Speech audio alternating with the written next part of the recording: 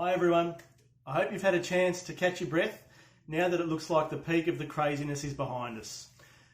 We've seen most pharmacies take this chance to consolidate the practices that were put in place during March as they work to protect their communities and their staff. Numbers across April have fallen away considerably compared to the highs of March when panic buying was at its peak. We've been processing a number of enrolments for the JobKeeper program, and I'll go through some of that in detail as it does impact on pharmacies. There has been a lot of confusion with JobKeeper and who is eligible and who is not.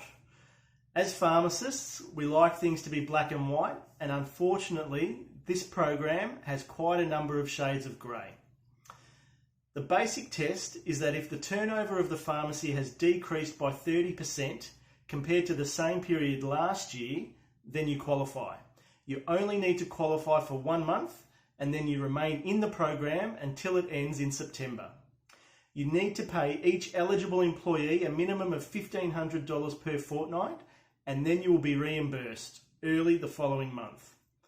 This payment could prove the difference between some pharmacies surviving and some going under during this time. The confusion arises when the ATO released the alternate tests for those pharmacies where the basic test was not applicable. For example, if it's a new business. There's far too much detail to go into here, but at the end of the day, you as the employer are taking responsibility that the pharmacy qualifies. We recommend gathering at least 2 or 3 opinions and making a decision on it from there. Remember to keep all documentation that substantiates why you decided to enrol. I'm also happy to chat to anyone about your JobKeeper situation, and if you qualify, just give us a call. Before we get to the pharmacy data wrap, I'd like to share a few things we've been working on at Beeswax. First, we've got some great new articles in the Beehive. I catch up for a great chat with pharmacy accountant Nick Perrott, and we've got some great tips on how to spot pharmacy burnout. We've been taking quite a few questions on staffing recently as well. So we've added an article on common payroll oversights, and hopefully you can find that helpful. We've also launched our monthly prize, a $500 prepaid MasterCard for the best comment on our discussion forums. All you need to do is follow us on Facebook, leave a great comment that you feel will help other pharmacists. We'll announce the winners in our newsletter. Second, on the bookkeeping side of things, we've just onboarded our 100th pharmacy, which is a great milestone. Some of the improvements to our service we've been working on include cash flow alert emails in real time when bank account numbers reach crucial checkpoints. Setting up budgets with monthly comparison reports against the budget and also against the pharmacy industry standards. Video analysis of your monthly insight report by one of our accountants or by our pharmacist, me. A complete HR software solution to manage all HR policies, staff contracts, and award interpretations in one place.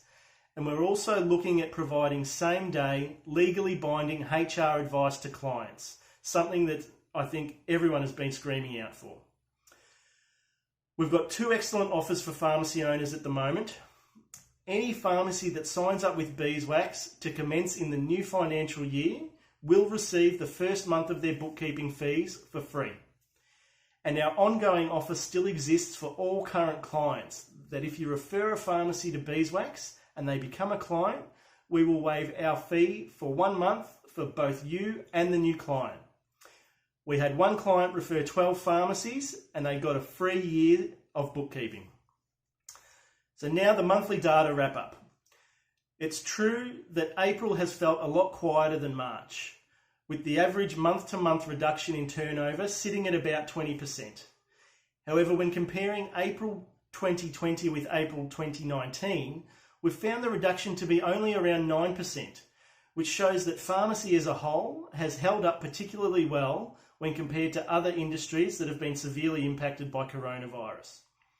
It's definitely been a mixed bag depending on the type of pharmacy that we're looking at. The move for most doctors to telehealth has seen many patients stay away from medical centres, and as such, these pharmacies have seen quite a drop in turnover. April compared to March has seen some huge decreases in turnover, with the average sitting at around 29%. April 20 compared with April 19 has seen a reduction of 14%. Once again, rural pharmacies have proven to be the most consistent performers across the industry. April numbers were relatively comparable to March, only 3% down, whereas April 20 compared to last year was slightly higher, only 4% up. Shopping strip pharmacies have managed to pick up some extra foot traffic as customers shy away from the larger centres and stay local. Turnovers in these types of stores have fallen only 10% from their March highs, but are up 15% on April 19 figures. Shopping centre pharmacies, both large and small centres, have definitely been the most severely affected in April, and the vast bulk of our JobKeeper enrolments have been in this class.